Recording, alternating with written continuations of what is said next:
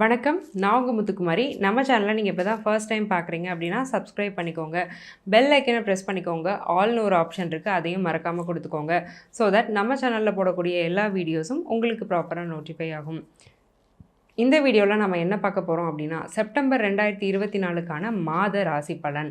So மாதக்கோள்கள் எல்லாமே transit ஆகிருக்கு. அந்த டிரான்சிட் அப்படிங்கிறது என்ன மாதிரியான மாற்றத்தை ஒவ்வொரு ராசிக்கும் கொடுக்க போகுது அப்படிங்கிறத தான் நம்ம பார்க்க போகிறோம். அதோடு சேர்த்து லக்கி டே என்ன, லக்கி கலர் என்ன, லக்கி நம்பர் என்ன, சந்திராஷ்டமம் என்னைக்கு, இந்த மாதத்தோட கிரக நிலைகளை அனுசரித்து நீங்கள் என்ன செய்யலாம் செய்யக்கூடாது அப்படிங்கிறத இந்த வீடியோவில் நான் டீட்டெயில்டாக பேசியிருக்கேன். ஸோ நீங்கள் ஃபுல்லாக கேட்டுக்கோங்க. இந்த மாதத்தில் எந்தெந்த கோள்கள்லாம் டிரான்சிட் ஆயிருக்கு அப்படின்னு நீங்கள் பார்த்தீங்கன்னா, சூரியன் சிம்மத்திலிருந்து கன்னிக்கு செப்டம்பர் 17ஆம் தேதி மாறுறாரு. கன்னியில் இருந்த சுக்ரன் செப்டம்பர் 18ஆம் தேதி துலாமுக்கு மாறி ஆட்சி ஆகுறாரு. செவ்வாய் மிதுனத்தில் இருக்க, புதன் சிம்மத்தில் இருக்க, கடகத்தில் சந்திரன் இருக்க இந்த மாதம் பிறக்குது. ஸோ இந்த மாதம் ஒவ்வொரு ராசிக்கும் எப்படி இருக்குன்னு பார்த்துட்டு வரோம். அந்த வரிசையில் நாம் இப்போ பார்க்கக்கூடிய ராசி தனுசு. காலபுருஷ தத்துவத்துப்படி 9வது ராசி. ஆன்மீக ஸ்தானம், ஆன்மீக கிரகமான குருவின் சொந்த வீடு, மூலத்திரிகோண வீடு. இந்த வீட்டுக்கான பலன் என்ன, இந்த தனுசு ராசிக்காரங்க இந்த மாதம் எப்படி இருக்க போகிறாங்க அப்படிங்கிறத தான் பார்க்க போகிறோம். ஃபர்ஸ்ட் அலர்ட் என்னென்னா, கடன், நோய், எதிரி, இந்த 3 விஷயத்துலையும் கவனமாக இருக்கணும். ஏன்னா 6ஆம் இடத்துல குரு இருக்கிறதுனால இந்த 3 விஷயத்துலையும் கவனமாக இருக்கணும். ஏன் இந்த ஒன்றை மட்டும் நான் முன்னாடி சொன்னேன்னா, மித்த எல்லாமே பாசிட்டிவ். இந்த 3ல் தான் பிரச்சனை. வயசுக்கு தகுந்த மாதிரி பிரச்சனை இருக்கும். ரொம்ப வயசானவங்களாக இருந்தீங்கன்னா ஹெல்த் இஷ்யூஸ் இருக்கும். நடு வயசுலேருந்து முன்னேறிட்டு இருந்தீங்கன்னா கடன் தொல்லை இருக்கும். சில பேருக்கு எதிரிகளும் இருப்பாங்க. வேலை செய்கிற இடத்துல எதிரிகள், இல்லை லவ் ரிலேஷன்ஷிப்பில் பிரேக்கப், அந்த மாதிரியான விஷயங்களில் நீங்கள் சஃபர் ஆகிட்டுருப்பீங்க. சரி, ஓகேங்க. ஒவ்வொரு செக்டாருக்கும் நாங்கள் எப்படி இருக்க போகிறோம் அப்படின்னு நீங்கள் கேட்டுக்கிட்டீங்க அப்படின்னா, ஃபஸ்ட்டு பிஸ்னஸ் பீப்புளை எடுத்துக்கலாம். ஆன்மீகம், கோல்டு, ஃபினான்ஸ், இந்த மாதிரியான ஃபீல்டில் இருக்கிறவங்கெல்லாம் நல்லா இருக்க போகிறாங்க. ஸோ ஆன்மீகம்னா நான் தப்பாக சொல்ல வரல. ஆன்மீக பொருட்களை நீங்கள் சேல்ஸ் பண்ணுறீங்க. கோவில் வாசலில் கடை வச்சுருக்கீங்க. தேங்காய் கடை, வெத்தலைப்பாக்கு கடை, பூ கடை, பழக்கடை, சுவாமிக்கான அபிஷேக பால் கொடுக்குறீங்க. அல்லது நீங்கள் என்ன ரிலீஜனாக இருந்தாலும் உங்களுடைய மதம் சார்ந்த ஒரு ஸ்பிரிச்சுவலான விஷயத்தை நீங்கள் சேல் பண்ணி அதில் நீங்கள் பிஸ்னஸ் ப்ராஃபிட் எடுத்துகிட்ருக்கீங்க அப்படின்னா உங்களுக்கு சூப்பராக இருக்கும். அப்போ மித்தவங்களுக்கெலாம் நல்லா இருக்காதா அப்படின்னா அந்த மாதிரி கிடையாது. இவங்களுக்கு இன்னும் எக்ஸ்ட்ரா ஆடடாக ரொம்பவே நல்லாயிருக்கும். இவங்க நிறைய ஃப்ளரிஷ் ஆவாங்க. நிறைய பேர் இந்த மாதிரி செக்டாரில் ஒரு தொழிலை நீங்கள் தொடங்கணும்னு ஒரு ஆசை இருக்குது. தனுசு ராசியில் பிறந்துட்டுனாலும் நீங்கள் கண்டிப்பாக தொழில் தொடங்கலாம். ஸோ ரொம்பவே நல்லாயிருக்கும். சரிங்க, நாங்கள் தொழிலெலாம் பண்ணலை, நாங்கள் வேலையில் தான் இருக்கோம், எங்களோட வேலை வாய்ப்பு அப்படிங்கிறது எப்படி இருக்கும்னு நீங்கள் கேட்டிங்கன்னா, 10ஆம் இடம் ஸ்ட்ராங் தாங்க, ஈக்குவலி ஸ்ட்ராங், எந்த பிரச்சனையும் இல்லை. 6ஆம் இடம் வளர்த்துருக்கிறதுனால காம்படிட்டிவ் எக்ஸாமினேஷன்ஸில், இன்டர்வியூஸ்லலாம் வின் பண்ணக்கூடிய ஒரு பிராப்தம் இருக்குது. ஏன்னா 6ஆம் இடம்ங்கிறது போட்டி போட்டு ஜெயிக்கிறது. ஸோ போட்டி போட்டு ஜெயிக்கிறது குறிக்கிறது 6ஆம் இடம். அப்போ எல்லா இன்டர்வியூவுமே 6ஆம் இடத்துக்கு கீழே தான் வரும். 6ஆம் இடத்துல ஒரு சுபகிரகமான குரு, அதாவது உங்களுடைய ராசிநாதனே போய் உட்கார்ந்துருக்கிறதுனால போட்டி போட்டு ஜெயிச்சு ஒரு வேலையை வாங்குவீங்க. இன்டர்வியூ அட்டென்ட் பண்ணி, நிறைய பேரோட சேர்ந்து இன்டர்வியூ அட்டென்ட் பண்ணி 1 or 2 சீட்ஸ் தான் இருந்தாலுமே, 2 வேக்கன்சி தான் இருந்தாலுமே அதில் 1 நீங்கள் வாங்குறதுக்கான பிராப்தங்கிறது ரொம்ப ஸ்ட்ராங்காக இருக்குது. ரொம்ப நாளாக ஜாப் மாறணும்னு நினைக்கிறவங்க இந்த மாதத்தை யூட்டிலைஸ் பண்ணிக்கோங்க. ஹஸ்பண்ட் அண்ட் ஒய்ஃபோட ரிலேஷன்ஷிப் எப்படி இருக்குன்னு கேட்டிங்கன்னா, 5ஆம் அதிபதி 7ல் உட்காந்துருக்கிறாரு. நிறைய பேருக்கு மனசுக்கு பிடிச்ச மாதிரி திருமணமாக இருக்கும். லவ் மேரேஜ் பண்ணிகிட்டே சண்டையில் உட்காந்துட்ருப்பீங்க. செவ்வாய் வேறு ராசியை பார்க்குறாரு. தனுசு கொஞ்சம் பொறுமையான ராசி தான்.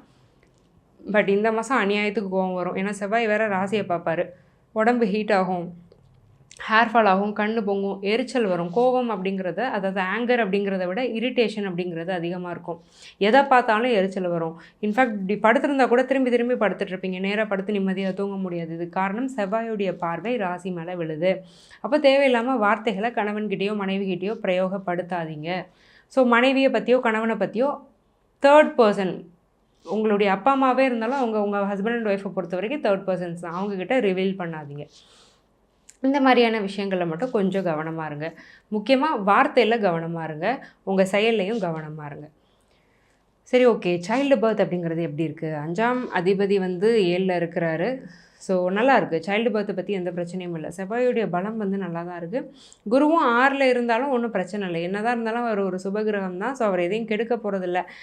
இங்கே எதுவுமே நெகட்டிவாக இல்லைன்னு சொல்லலாம். ஸோ குழந்தைக்கு முயற்சி பண்ணிங்கன்னா தசாபுத்தி ஃபேவரபுளாக இருக்கும் பட்சத்தில் கண்டிப்பாக கன்சீவ் ஆகிறதுக்கான பிராப்தத்தை கோச்சாரம் கொடுக்குது. கோச்சாரம் புத்திரஸ்தானத்தில் எந்த தடையுமே கொடுக்கல. சரிங்க, ஓகே. நாங்க ப்ராப்பர்ட்டி வாங்கலாமா? 4ஆம் அதிபதி 6ல. அங்க தான் கவனமா இருக்கணும். யார்ட்டயோ பணத்த குடுத்து ஏமாந்தேன், எங்கேயோ பணத்த போட்டு ஏமாந்தேன் அப்படிங்கிறதுக்கான வாய்ப்ப இந்த 6ல இருக்கக்கூடிய குரு குடுப்பாரு. நெறைய பேரு பணத்த ஏமாந்துட்டு கோர்ட் வாசல்ல போய் மிதிச்சிருப்பீங்க ஆல்ரெடி. ஸோ இந்த மாரியான விஷயங்கள்லாம் கண்டிப்பா நடந்திருக்கும். இனிமேலும் கவனமா இருங்க. கொஞ்சம் பொறுமையா இருங்க. இந்த குரு மட்டும் டிரான்சிட் ஆகிக்கட்டும். 6லேருந்து 7ஆம் இடத்துக்கு போயிட்டு உங்க ராசிய பார்க்கட்டும். சூப்பரா இருக்கும். மிதுனத்துக்கு குரு போய்க்கட்டும். கொஞ்சம் பொறுமையா இருங்க. அதுக்கப்புறம் நீங்க கண்டிப்பா ப்ராப்பர்ட்டீஸ்லாம் வாங்கலாம். இப்போதைக்கு இருக்கிற பணத்த உங்களுக்கு தெரிஞ்ச விஷயங்கள்ல பேங்க்கு, எஃப்டி, ஆர்டின்னு போட்டு கொஞ்சம் ஒரு ஷுவாரிட்டி இன்வெஸ்ட்மெண்ட்ஸா நீங்க போட்டு வச்சுக்கிறது நல்லது. கோல்டு தாராளமா வாங்கலாம். என்னதான் இருந்தாலும் குரு உங்களுடைய ராசிநாதன். சரி, ஓகேங்க. எஜுகேஷன் வந்து எப்படி இருக்கும்? நாங்க நல்லா படிப்போமான்னு கேட்டிங்கன்னா, 4ஆம் அதிபதி 6ல இருக்கும்போது கண்டிப்பா நல்லா படிப்பீங்க. நல்ல டாப் ரேங்க்ஸில் வர்றதுக்கு வாய்ப்பு இருக்குது. University rank holder, gold medalist இந்த மாதிரிலாம் வர்றதுக்கு வாய்ப்பு இருக்குது. நல்லா படிங்க. இவ்வளோ நாள் படிக்கலைனாலும் இனி கொஞ்சம் நல்லா ஒரு எஃபர்ட்ஸ் போட்டு படிக்க ஆரம்பிங்க. எல்லாரும் யூனிவர்சிட்டி டாப்பராக வர முடியலனாலும் உங்கள் ரேஞ்சை விட நீங்கள் பல மடங்கு நல்லாவே ஸ்கோர் பண்ணி நல்லபடியாக பாஸ் அவுட் ஆக முடியும். அதுக்கான பிராப்தம் அப்படிங்கிறது இருக்குது.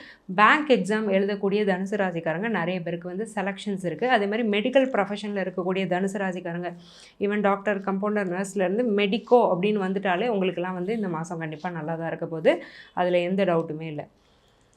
சரி, ஓகேங்க. அப்ராட் போகலாமா அப்படின்னு கேட்டிங்கன்னா, 12ஆம் அதிபதி 12க்கு 8ல மறைஞ்சிட்டாரு. ஸோ பாவத் பாவகப்படி 12ஆம் இடம் வீக் ஆயிடுச்சு. அதனால் வெளிநாட்டுக்கு இந்த மாதம் அந்த அளவுக்கு ஃபேவரபிள் கிடையாது. ஃபோர்த் கமிங் மந்த்ஸில் கண்டிப்பாக ஆப்பர்ச்சுனிட்டிஸ் வரும். Let's discuss. பட் இந்த மாதம் நீங்கள் ரொம்ப ஒன்றும் எதையும் எதிர்பார்த்துக்க வேண்டாம். பட் நல்லாயிருக்கு. ஃபோர்த் கமிங் மந்த்ஸ் நல்லாயிருக்கு. அதில் வந்து எந்த பிரச்சனையும் இல்லை.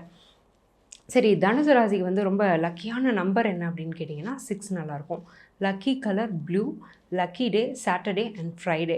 சரி, சந்திராஷ்டமம் எங்களுக்கு வந்து என்னன்னைக்கு வருது அப்படின்னு நீங்கள் கேட்டிங்க அப்படின்னா 28லேருந்து 29th வரைக்கும் உங்களுக்கு சந்திராஷ்டமம். ஸோ இந்த 2 டேஸில் வந்து கொஞ்சம் நீங்கள் கேர்ஃபுல்லாக இருந்துக்கணும். ஸோ தேவையில்லாத அலைச்சலை தவிர்த்துக்கணும், தேவையில்லாத ஒப்பந்தங்களில் கையெழுத்திடுறது, தேவையில்லாத வாக்குவாதத்தில் ஈடுபடுறது, லாங் ட்ராவல் பண்ணுறது, அது எல்லாத்தையுமே சந்திராஷ்டம நாட்களில் வந்து நீங்கள் தவிர்த்துக்கிறது ரொம்ப நல்லது. இவ்வளோ நேரம் நம்ம பார்த்துட்டு இருந்தது வெறும் ஜென்ரல் ப்ரெடிக்ஷன்ஸ் தாங்க. உங்கள் ஜாதகத்துக்கான பிரத்யேகமான பலன் தெரியணும் அப்படின்னா கீழே கொடுத்துருக்க என்னுடைய நம்பருக்கு காண்டாக்ட் பண்ணி என்னுடைய அப்பாயின்மெண்ட்டை நீங்கள் புக் பண்ணிக்கோங்க. நான் உங்களுக்கு ரொம்பவே சிம்பிளான ரெமெடிஸ் தான் சஜஸ்ட் பண்ணுவேன். லைஃப் ஸ்டைல் ரெமெடிஸ்னு சொல்லுவோம். அதாவது வாழ்வியல் பரிகாரங்கள். நீங்கள் அன்றாடம் டே டு டே லைஃப்பில் ஒரு கோவிலுக்கு போகிறது, பார்க் போகிறது, சினிமா போகிறது, வேலைக்கு போகிறது, இந்த மாதிரி நீங்கள் பண்ணக்கூடிய ஒரு ஈஸியான விஷயங்களில் தான் இந்த ரெமடிஸும் உள்ளே வரும், இந்த பரிகாரங்களும் உள்ளே வரும். அப்போது நீங்கள் ஒரு பைசா இதுக்கு செலவழிக்க வேண்டியதில்லை. உங்கள் அன்றாடம் வாழ்க்கையிலேருந்து அதிகமான நேரத்தையும் நீங்கள் செலவிட வேண்டாம். உங்கள் கர்மாவை இது ப்ராப்பராக கிளென்ஸ் பண்ணி கொடுக்கும். ஸோ இந்த மாதிரி பெனிஃபிட் ஆனவங்க நிறைய பேர். அந்த வரிசையில் நீங்களும் இடம்பெறணும்னு நான் மனசார வேண்டிக்கிறேன். ஆல் த வெரி பெஸ்ட் தனுசு. நன்றி, வணக்கம்.